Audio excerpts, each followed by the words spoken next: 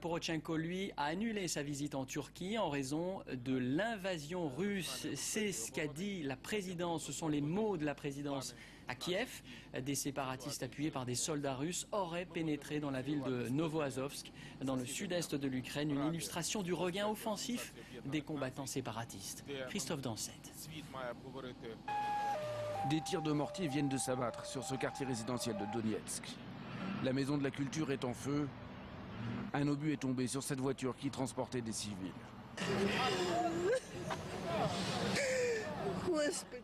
Je maudis ceux qui ont commencé tout ça. Il y a 3 cadavres. Un peu plus loin, c'est un poste de contrôle tenu par des insurgés pro-russes qui a été bombardé. Ça tire avec des grades, du mortier, de l'artillerie, enfin tout ce qu'il y a. Une offensive de l'armée ukrainienne alors que ces derniers jours, les rebelles pro-russes ont repris du terrain. Des témoins ont même vu des dizaines de véhicules militaires abandonnés, ce qui laisse penser à un départ précipité de l'armée ukrainienne. Les insurgés tiennent désormais tous les points de contrôle sur la route entre leur fief de Donetsk et Novoazovsk, cette ville côtière à 100 km au sud, où selon des soldats ukrainiens, des séparatistes appuyés de militaires russes auraient pénétré. La ville de Novoazovsk est attaquée par les séparatistes pro-russes.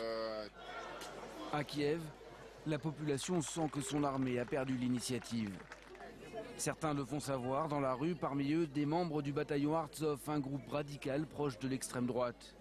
Eux dénoncent le manque de moyens des militaires ukrainiens. Ils n'ont pas d'artillerie lourde, mais ils sont constamment sous les tirs des séparatistes qui, eux, ont de l'artillerie lourde.